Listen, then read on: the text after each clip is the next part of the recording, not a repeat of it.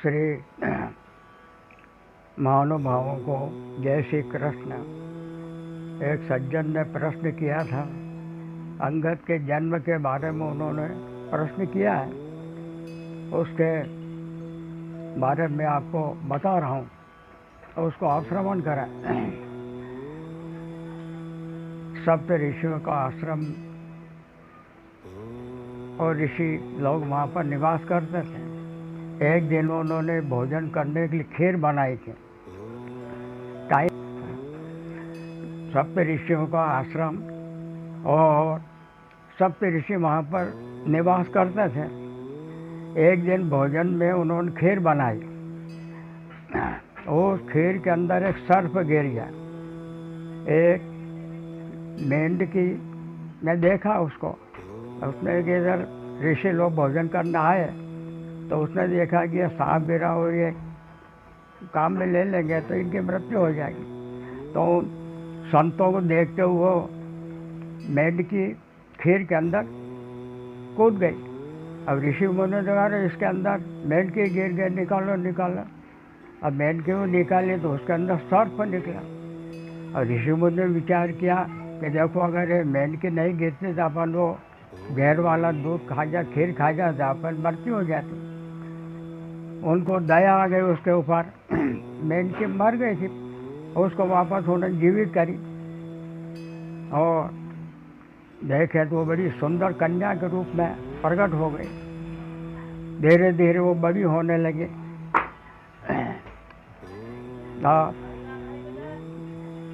धीरे धीरे वो जब बड़ी होने लगी, फिर वो वहाँ आश्रम का काम करने लगी। ऋषि मुनि स्नान करते थे, उनके कपड़े वगैरह धोती थी। ऋषि मुनि के दाग वगैरह लग जाते, लंगोट वगैरह, तो अपने दांत से वो साफ करती थी। एक दिन ऐसा योग आया, वो दांत से साफ कर रहे तो उसके गर्भ रह गए।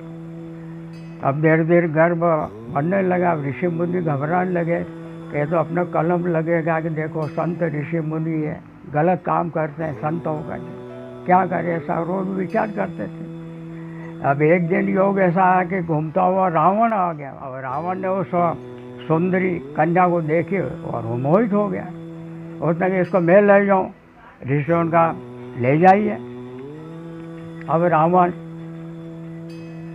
अब उसका मेनकी का नाम कन्या जन्मे तो उसका नाम मंदोदरी रख दिया। अब उसको साथ में लेकर के रावण जा रहा था और उस मंदोदरी ने देखा कि मेरे गर्भ रखा हुआ है और इसके सामने बच्चा पैदा हुआ है, मार डालेगा मेरे को, क्या किसका गर्भ है क्या। तो उसने एक युक्ति सोची और मैंने रावण का बहुत गर्जना करते हैं, स्त्री का गर्भ गिर जाता है ना, कोई ख़त्म हो जाता है, किसके प्राण निकल जाते हैं। तो हाँ, होता है सब। तो एक आध बार मेरे को भी जैसे गर्जना करके सुनाइए। हाँ, तो फिर तेरे प्राण निकल जाएंगे। अच्छा, मैं इस पहाड़ के आड़ में रहूँगी और उधर जा कर के आप गर्जन करिए।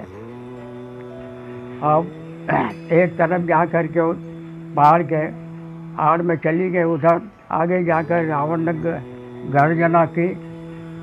गर्जना करते ही उसने सुना कानों से, उसका गर्भ वहीं गिर गया। और उसने देखा कि रावण तो उधर है, उसका जैसे गर्भ गिरा। अब पास में बाली का आश्रम था, उसकी धूड़ी बनी हुई थी, उसमें वो तो ध्यान मग्न बैठा होता है। मंदोर जा कर के उसके धूनी के अंदर उसको दबा करके ओढ़ दिया और वो रावण के पास चली गई। चले गए आश्रम पर। अब इधर एक दिन वो रोने लगा, दोनों अलग किया तो बच्चा निकला। अब उसने उसका पालन किया, धीरे धीरे बड़ा हो गया। तो इस प्रकार से उसका अंगद का जन्म हुआ। तो रावण का पुत्र इस प्रकार से माना जाता है वो पालक पिता है, लेकिन जन्म देने वाले मंदोदरी। तो मंदोदरी का पुत्र है, पालक पिता रावण है। तो जब अंगद जी रावण को समझाने के लिए गए थे, भगवान ने भेजे थे, रावण को खूब समझाया, खुद फटकार लगे, कैसे कौन से आप रावण हो। एक रावण वो थे कि सहस्त्रार्जुन ने बंदर की तरफ नचाया था उसको, तो वो रावण हो। एक रावण वो है कि हमारे पिताजी जो बाली ने कांख में 6 महीने तक दबाया था, और जब उसने काट खाया तो गिर गया था वो रावण। जब इस प्रकार से सुनने उसको क्रोध आ गया, मैं मार डालूंगा, ऐसा कर डालूंगा, मैं उठा के फेंक दूंगा, ऐसा कर दूंगा। बहुत से योद्धाओं को भेजे लेकिन किसी से वो पाँव नहीं उठा। रावण खुद गया, मैं उठा के फेंक के महाराज देखा कि मेरे पालक पिता लगते हैं, मंदोदरी मेरी माता है और ये मेरे चरण स्पर्श कर अच्छा नहीं।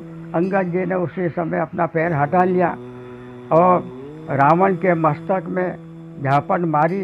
वही मुकुट आकर के रामादल में गिरा था, और वही मुकुट जो है विभीषण जी भगवान को भगवान धारण कराते हैं, उनको लंका का राज वही दे दिया था भगवान। बोले गोपाल कृष्णचंद्र भगवान की जय।